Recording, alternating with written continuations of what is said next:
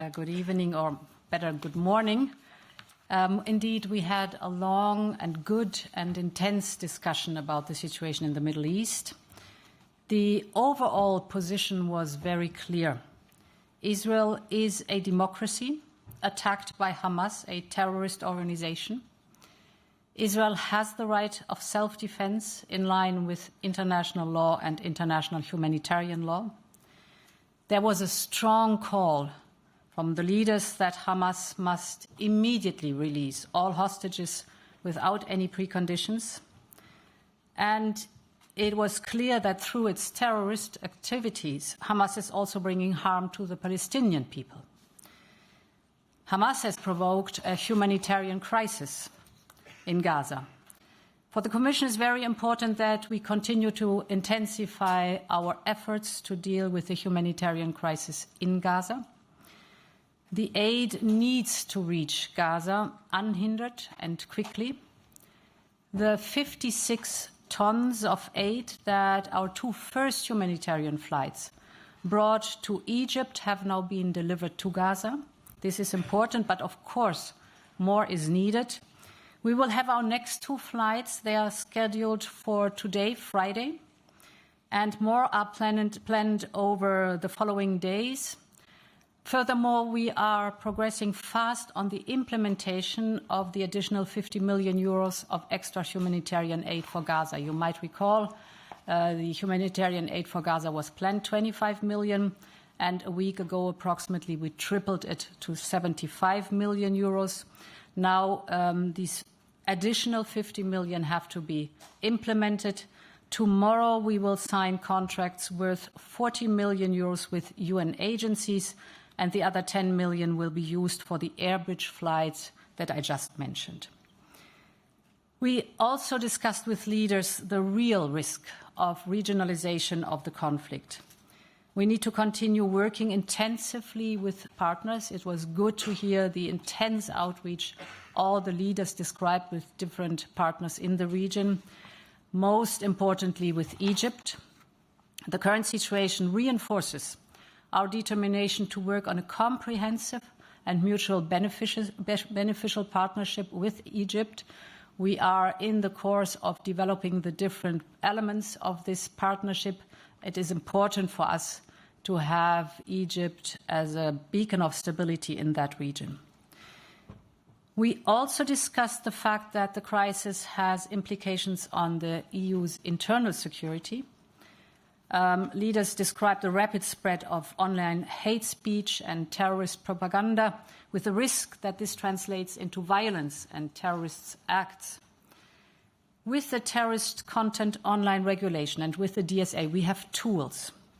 We have tools that we can use to ask the platforms to take, for example, terrorist content off the platform. Our experience with Europol is that there is an immediate response when flagged terrorist online content. So in less than an hour, in most of the cases, the platforms are taking down this content. This is good, but it requires intensive work online to discover the difficult content and, of course, to flag it to the platform members.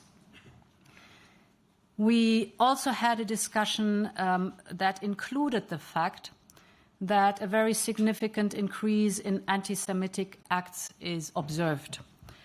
We must continue to be very vigilant on all other hate crimes, and therefore I took the opportunity again to urge leaders that we can now agree on the Commission's proposal to add hate speech and hate crime to the list of EU crimes. Now, indeed, the second topic we discussed was the MFF revision proposal. We should keep in mind that when the MFF was designed and decided, it was approved in 2020. You all know since then the crisis we have lived through, the pandemic. A major economic crisis has barely been avoided. We have a major land war in Europe. We went through a massive energy crisis. We had the highest influx of migrants since the migration crisis 2015. and now the crisis in the Middle East.